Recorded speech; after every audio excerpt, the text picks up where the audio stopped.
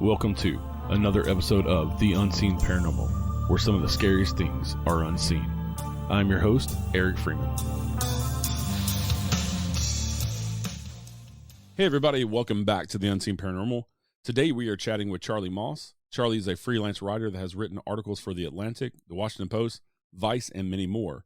But today we're going to talk about his new 9-part podcast series, What Happened at Braley Pond. This new podcast series explores our need to understand the unknown by examining a horrific murder and the paranormal experiences that have occurred at one of the most haunted campsites in the U.S., Braley Pond. Hey, Charlie, thank you for joining us today. Hey, Eric, thanks for having me on your show. No problem. So, with you being a freelance writer, and you mainly write about pop culture, how did you get involved with this story of true crime and paranormal kind of crossing over? So I was writing for a magazine. It's actually an online camping website called The Dirt, D-Y-R-T. And you can go to The Dirt and look up like different campsites and see reviews and things like that. But they also have an accompanying like online magazine and print magazine. So I was a writer for them, just a part-time writer for them, doing some writing about different campgrounds and tips and tricks and all that when it comes to camping. And I wanted to pitch them an article about like a Halloween themed article because it was October. So I have a friend who I used to work with, and he's a paranormal investigator. And I was like, hey man, I need some ideas on I need to mesh Halloween and camping. Do you have any ideas on what, are there any haunted campgrounds? And he said, yeah, there's this place in Virginia called Braley Pond. And he's like, I've never been there, but I've heard lots of people in the paranormal community talk about this place. And so I started kind of digging around online and just saw all this. There was a lot of conflicting information. So it was somebody had committed suicide there. There was a murder there. People reported children laughing at night, which may or may not be weird. I don't know. And then spirits hovering over the water and things like that. So I went and started digging deeper into that, and I couldn't get any kind of conclusive what happened here, what's going on, why is this place haunted? And so I reached out to a guy named Marty Siebel, who is the founder of Black Raven Paranormal in Stanton, Virginia, and he's the one who was like, oh yeah, he's like, we did an investigation there, we didn't find anything. But the person that you need to talk to is a woman named Shay. And so he connected me to her, and then we just started talking, and she told me, she's like, well, that stuff that you read online is just a mishmash of rumors and things, but here's the real story. And then so she started telling me the story, and then I was like, this is amazing. And so I wrote this piece on it. But the piece that I wrote for The Dirt, it's just the tip of the iceberg on the things that she told me. So it was, so then I just went down a rabbit hole. And then I was like, I need some way to write about this more, and maybe I should do a podcast. And so that was like 3 years ago. Yeah. And that, talking about Braley Pond area, that is in the, you said it's in Virginia, but it's kind of around a national forest, George Washington Jefferson National Forest. It is. And there's even reports, you said, you were talking about the different reports, but there's even reports of Bigfoot sightings there. So this is just a whole area around this pond in this national forest that is kind of the area of high strangeness and paranormal. Yeah. Definitely. Yeah. And so, and my podcast delves into a lot of that. The Bigfoot stuff I've mentioned a couple times, but there's other really weird stuff, not just in Braley Pond, but in that area in general, in the Augusta County area of Virginia and stuff. Yeah. And there are areas that, and I've talked about this on the show quite a few times, but there are lots of areas around, most people are familiar with Bermuda Triangle and kind of it's all high strangeness.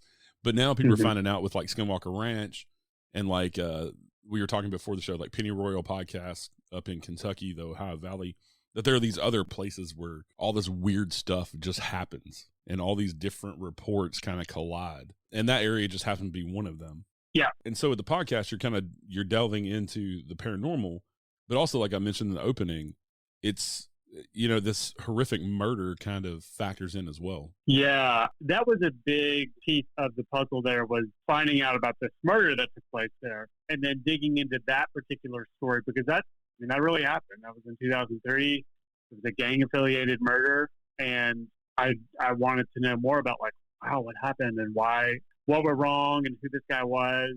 And so I just started doing all this research and looked up all the articles I could possibly find on, his name was Christopher Kennedy. And so I just looked up as much information as I could on Christopher Kennedy and the murder. And there was a big trial afterwards. There was a lot of gang activity going on in Augusta County in the early 2000s. And there had been other murders before, but this one was, it got to the point where it got so bad that this particular murder was the point where people were like, we need to do something. Like, this is getting out of hand here. And we need to figure out how not only to kind of curb the gang problem, but like help these kids that are in these gangs, in these rival gangs. Because typically when before this podcast, I never really thought about like gangs being in rural areas, but of course there are.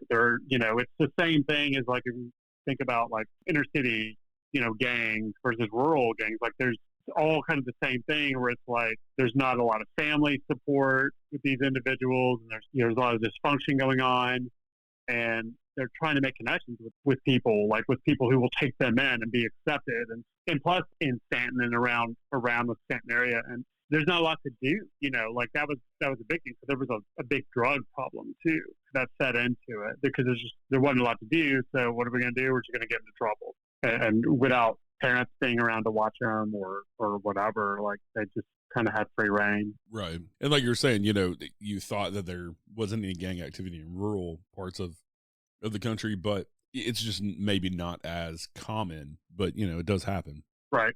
And so the murder was solved. So this is not like a podcast about trying to figure out who murdered this guy, but it's about this spot at Braley Pond and what makes it so conducive to paranormal experiences and all these reports and this local legend and folklore. Yeah, exactly. Yeah. I mean, the murder was solved. I'm not trying to solve any kind of crime or anything. It was solved, and the people who are responsible are in prison now. But it is, it's mainly about this particular place called Braley Pond that people, in that area love to go to during the day, but then we'll also say like, it's really creepy at night. And, there are plenty of people who are like, I've never experienced anything, but there are a lot of people who say, yeah, like I went to Braley Pond and it's creepy. There's something there. And they could explain, either the feeling that they got when they were there or this, it felt like this presence that was there. Some people even described an otherworldly presence there. And so that was a big part of it, was like, what's going on at this place? Why does it have this reputation of like, we'll go there during the day, but like at night, obviously there are people who camp there, but right. it has a reputation of being really, really haunted, for lack of a better term. And so this recent murder, you kind of highlight on the podcast, but did you find any other? I know you said there are rumors of suicides and that type stuff, but digging in and doing the research, is there other murders and stuff that might help explain the paranormal going on around this small pond?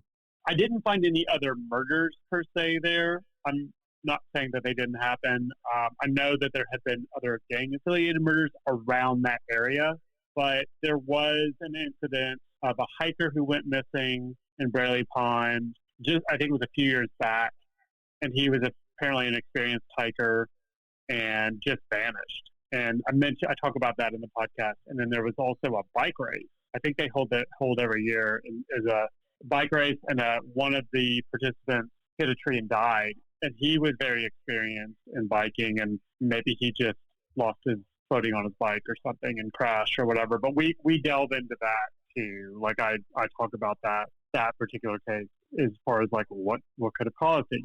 Did he see something that maybe distracted him? And and I have to say too that like what I really tried hard to do with this podcast, because I don't want to exploit anybody's death, right? Because these are real people, and so I really tried to strike a balance between like not exploiting people's death and being respectful of the people who died and their families, who've been grieving for them, and but also like telling a compelling story about maybe there is something going on and at Braley Pond that may or may not be related to these other events, because that was one of my biggest fears in making this, was like I definitely don't want. I mean, maybe some people might get upset by listening to it or whatever, but that's not my goal. My goal is honestly to tell just a compelling story, and even like hopefully provide some comfort to people who've lost loved ones. Because it really is, honestly, I would say the biggest theme of this podcast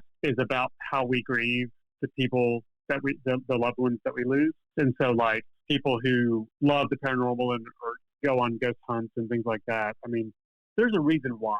And I'm not saying that everybody who has done this, like, has lost somebody they love, but there is this, I think, need for people in general. You know, we don't know, we don't know, and we want to know more. That, you know, what happens after we die? How can we cope with loved ones that we've lost? How do we maintain those connections and keep those memories alive? And so those are a really big theme in this podcast. Yeah, and also you were nice enough to send me the first 2 episodes to listen to, and because the show is going to come out this month in October, premiere, and then you'll put out it'll be episodic, so you'll put out one out every week. But in listening to the first 2 episodes, kind of to what you were saying, you kind of tie that, did this murder, this horrific incident, kind of imprint on that area? Not necessarily say that the victim is still there at all, and that he hasn't moved on, but did it leave an imprint? And like all these other things that have happened around there, have they left an imprint on the environment for something bigger that is possibly there? Yeah, Shay Willis is featured pretty prominently in this podcast. She and another fellow named Chris Pugh were the paranormal investigators who went to Braley Pond about 6 months after Christopher Kennedy's murder and experienced something that they had never experienced before. And, you know, Shay told me, she's like, I usually don't. She's like, I do this. Like, this is a hobby of mine. I love doing it. She considers herself like an energy worker and an empath. And she's like, you know, I love doing this stuff.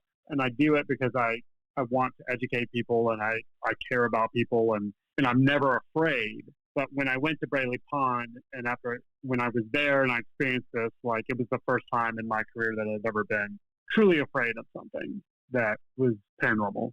But we do talk about, kind of, as the series progresses, we get into like theories of like what's going on there, and like you were saying, what people bring when they go to Braley Pond, like their whatever energy they bring, or whatever imprints are left after like something tragic happens there. How does that affect the greater area?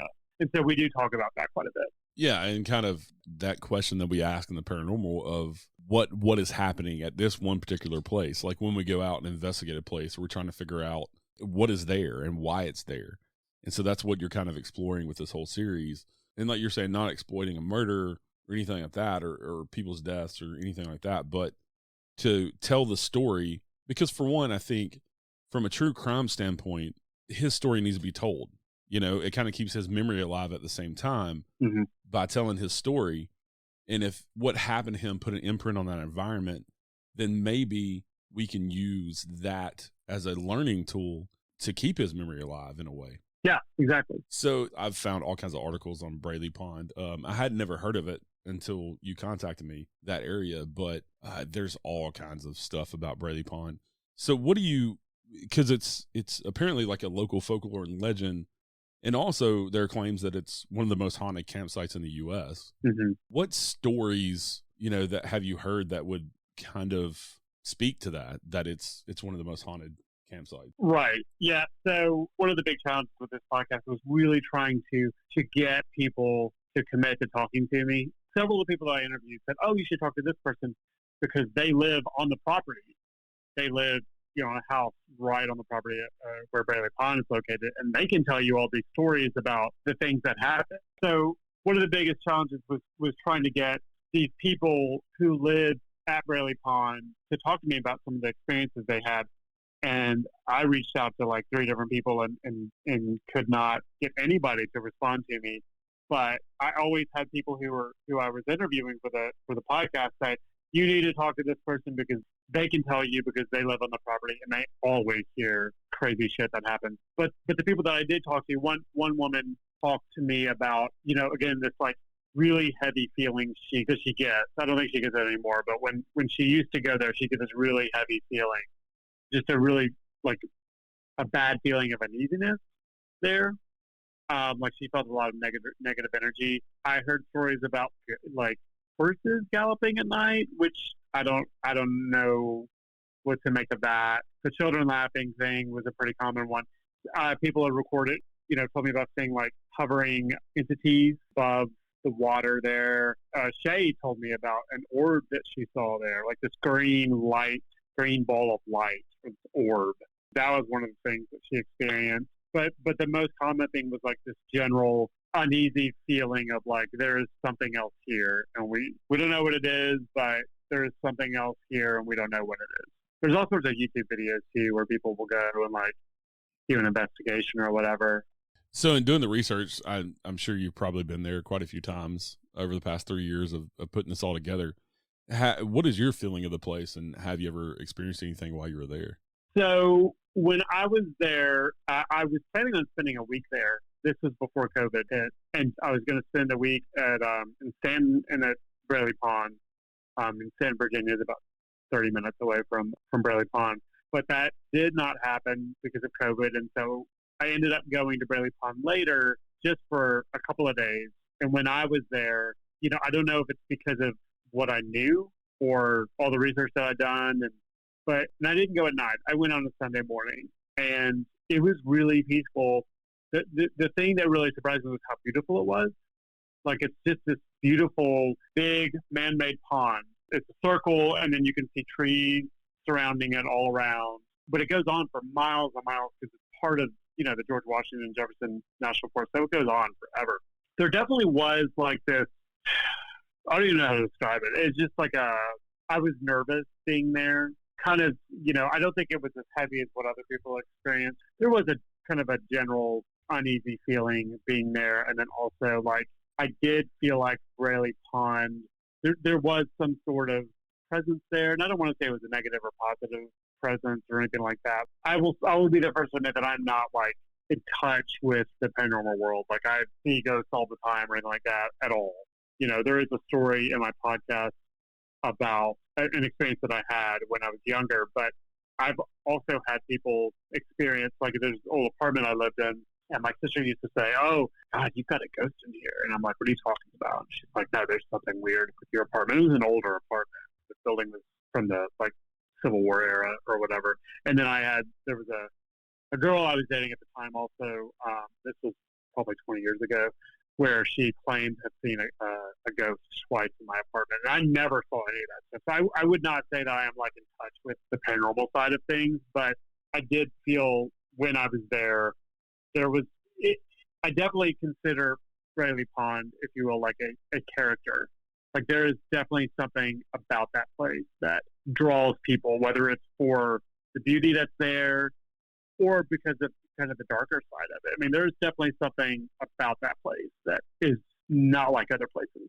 Yeah, and like we were talking about before, there are just some places around the world that you just have this weirdness. It just has this natural weirdness to, and this energy, and that's why we all kind of dive into the paranormal, is to try to figure out what that is and where it comes from, and why certain places seem to have more of that high strangeness and more of the incidents of paranormal activity, and also how horrific things make an imprint on that environment.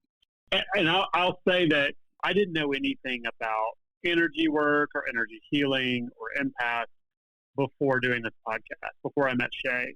The closest I'd come to was, like through like martial arts or Tai Chi or whatever, like your chi or using other people's like energy against them in combat or whatever. That's the closest thing I could relate to all of this.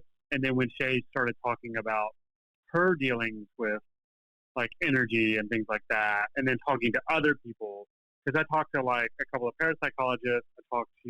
There's a parapsychologist from the University of Virginia that I talked to about the Earth's energy and like our own energy and like how they interact and imprinting, like you're talking about. That whole world opened up to me in a way that I didn't know. I'd never thought about it, and now I think about it all the time. And it also relates to like meditation and things too, but on a much, much deeper level. Shay told me some stories about like that she shares on the podcast about how she's able to work with this energy that other people don't necessarily know how to do. So I related it a lot to the Force. I use that reference a lot in the podcast like, oh, this is like Star Wars. It's like Yoda. And she's like, no, yeah, sort of. So that was my way of like, oh yeah, okay, now I am. Well, and the more over the past 25 years of me being a paranormal researcher and investigator, and then also doing the podcast here, the more I talk to people about this, and it's kind of along what you're saying, how it kind of opened your eyes. The more I talk to people about the paranormal and the weirdness of the world, and the more I research it, the more I find that it's all connected in some way. Mm-hmm. There's these weird connections. And I talked to a gentleman who did a documentary series called Dark Holler that's fixing to come out here soon. And he was saying kind of the same thing you did. He really wasn't into the paranormal. He's a documentary filmmaker, and he never did anything paranormal before he did this new docuseries that's coming out. But he said it opened his world and his eyes that there's so many more things out in the world. And he was comfortable before with this little box that he was fine, with, okay, this is what I believe, and all the weird stuff I'll just put in this little box. But after diving into, this paranormal docuseries, it kind of opened his eyes to this entire other world that he didn't even know existed. Yeah, it's exactly the same thing. I'm not going to say that I'm a skeptic or that I was a skeptic before. I mean, I was never a skeptic. Like, it was more of like, I've just never seen a ghost. Like I said, there was one experience that I had that I talk about. It had to do with my father, and that I talk about in the podcast. And it was kind of what my initial like, maybe there are ghosts in the world. I mean, I couldn't even watch horror movies when I was a kid because just the thought of it freaked me out. I didn't mind like axe murders and like Texas Chainsaw and all that business. It was always the ghost movies and stories that freaked me out the most. As a kid, well, that could really happen. Like, I mean, there's other stuff could happen, but this, I don't know if it was because like, I'm sitting in the dark watching this movie and it's freaking me out, or it was more of like, that could happen to me like any time right now. Like some ghost could be watching me right now. And even though I never experienced it personally as a kid, it was something that I was really afraid of. And it wasn't until this kind of experience with my dad. And then, 20 years later, I'm fine watching horror movies now. And I watch them with my kids, my older son, and I'm fine watching ghost-related horror stories or whatever. They still kind of freak me out sometimes. But I'm much more aware that it's not necessarily, if I ever do encounter one or, personally, it's not necessarily like a scary thing, right. There's a lot of layers to it. But we also talk about that. We also talk about like what you were saying, everything's connected. The paranormal in general, we talk about kind of the different layers of that and how they're part of a much larger connected thing that seems to be happening that maybe people don't necessarily think about. There were some people I talked to that I wasn't quite sure how to take their stories, but at the same time, it definitely opened my mind to like, well, I mean, I'm not saying it couldn't happen. Like, it's really interesting. And I wonder what compelled that person to go in that direction of believing that, Right. Well, and one of the things I've seen also, even on my own beliefs of the paranormal throughout the years, is that it's ever changing by different experiences that I've had. And the majority of people that I've talked to that have paranormal experiences of seeing a spirit or Bigfoot or just different things in the paranormal, the personal experiences are what proves to people that the paranormal exists. It's not the evidence that you see online. It's not the EVPs people put up. It's not pictures people put up, because all that stuff is easily manipulated.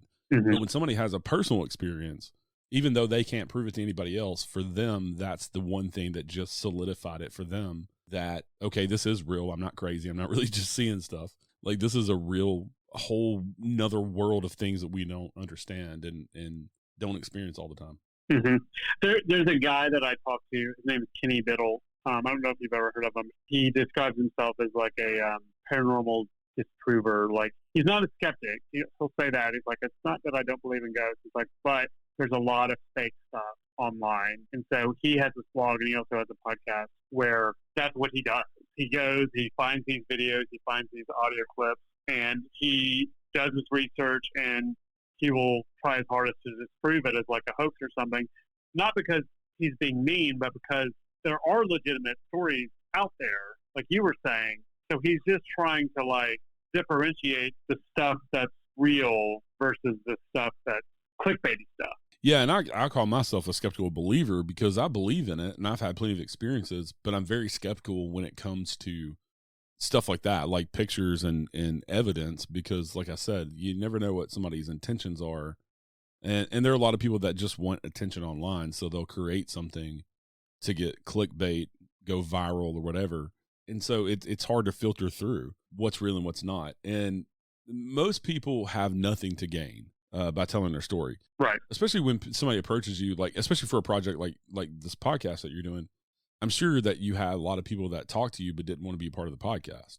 Like, they'll tell you their story, or they don't want you to use their name, or that type of stuff. You know, you can tell my story. I've heard that a lot from especially paranormal authors who collect stories and that type of stuff. So I'm sure that you've heard that as well. Like, I'll tell you what happened to me, but I don't want to be a part of, because I don't want people to think I'm crazy. Yeah. If anything, they have something to lose, right? Because people are going to think they're crazy.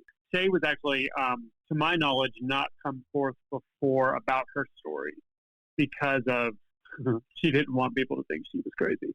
And she told me that several times. She's like, I know this is going to sound crazy.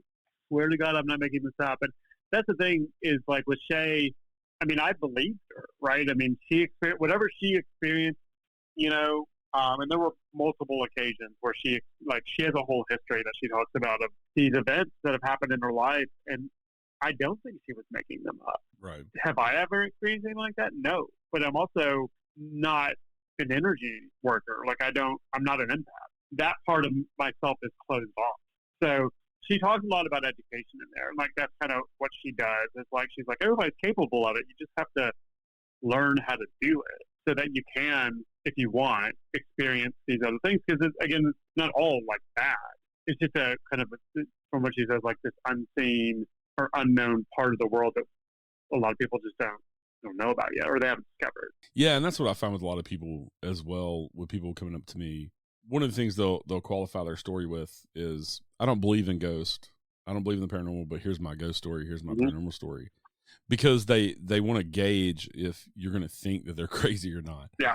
And I find some of the most credible people, like you're saying with Shay, is that she qualified herself all the time. Like, you're going to think this crazy because I kind of think it's crazy. Mm-hmm. But I think those are some of the more credible people, because they're still, even though they had the experience, they're still skeptical and critical of the experience to go back and reanalyze it all the time to even prove to themselves that it really happened, even though it happened to them. Mm-hmm. Yeah. And, you know, she's not the only paranormal investigator I talked to. There were, I talked to a few in the Stanton area, and they're all kind of interconnected. Like, I don't know if that's like where you live or not, but there's a community, right? And, you know, most everybody likes each other, but there may be some guy or some person that maybe is kind of the black sheep or whatever, that has his or her own methods of doing things that maybe aren't cohesive with what everybody else does or whatever. But it was interesting to talk to the different people and get their different perspectives about Braley Pond and about paranormal world in general. And that was really fascinating. It's just really just talking to the people and getting their stories and their histories. And there's a guy, and his name's Logan, that was really entertaining. I don't know that I necessarily buy everything that he told me, because he does have a flair for the dramatic. But I don't think he may be more dramatic. I do think that he has experience. Like, he has, things have happened to him. I don't know if everything that he told me was necessarily true, at least the way that I saw it. But I know that he believes that what had happened to him, the experiences that he had, were true to him, which maybe I'm not phrasing that right. But whereas Shay was much more, like, modest about it, right? I mean, Shay's a good storyteller too, but Logan, he definitely had that dramatic flair. And he told me some off-the-wall stuff that I'm like, man, I don't know about that. But it was entertaining, and I'm not going to say that it didn't happen because I wasn't there. But he's a really interesting part of the podcast too. Yeah, and sometimes, I mean, I've had a few guests on, especially early in the podcast of doing this show, that, you know, I don't necessarily always agree with my guest with what they say, but I leave that up to my audience. Yeah. Like, if you want to believe that person, that's up to you. You know, just because I don't agree with it doesn't mean that their voice shouldn't be out there and be heard. But yeah, just leave that up to the audience if they want to believe, you know, what that person has to say or not. And as credible as Shay comes across from the first episode, when I listened to it, there are going to be people out there who probably don't believe her either. Yeah. So, you know, it kind of, it's everybody's opinions, because especially in the paranormal world, you can't prove any of this stuff. So there's no experts. There's no one person that has all the answers. Yeah. It's just, it's up to interpretation, and it's up to what the individual who is taking in the content believes in and what they're open to. Mm-hmm. So the series is going to start here in October. Where can people find the show to listen to it? And it's a 9-part series, so it's going to go on for a few months. Mm-hmm. People can find it on Apple, Spotify, Amazon Music, Google Podcasts, or Acast. So your major podcast platforms. Yeah, and it'll be one episode a week. I hope everybody listens, spreads the word. It's just a passion project of mine that I just felt like I needed to do, and I'm excited to put it out into the world. And like I said, you were gracious enough to send me the first 2 episodes, and I am hooked. I'm ready for it to come out. I want to hear the 3rd episode, and I'll probably even go back and listen to the first 2 when it comes out, but just to kind of refresh my memory. But also you have a Facebook. People can just search What Happened to Braley Pond. They can go and you'll have all of the updates up there. I will. And you're doing some other blog posts to go along with it as well. I am. Right? Yeah, so there's also a website, www.BraleyPondPodcast.com, and there's a trailer up there right now. There's also, you can find a trailer quite ready to commit yet to 9 episodes. There's a trailer on the website, and you can find it on YouTube as well. And then on the Facebook page is where I will post updates, like, hey, the next episode is out, or I'll try to be as active as possible online so that people get updates regularly. Awesome. Well, thank you so much, Charlie, for coming on today and talking about the up and coming series you got. And like I said, I'm looking forward to it. I tell everybody else to go out and check it out when it comes out. And I appreciate you coming on, like I said. Well, thank you so much, Eric, for having me on. I had a great time. All right, everybody. Thanks for listening. Have a great day out there. Stay safe. Join us next time for a new episode of The Unseen Paranormal. Until then, head over to the Unseen Paranormal Lounge on Facebook for all the latest updates and discussions about the show. You can also find us on Instagram, Twitter, or at unseenparanormalpodcast.com. And please rate, review, share, and subscribe to help more people discover the show. The Unseen Paranormal Podcast is proud to be the ambassador for paranormal for Verbal.com. A big thank you to my friend Chris Lips for the awesome theme music. You can find more of his music on Apple, Amazon, or Spotify. And as always, thank you for listening.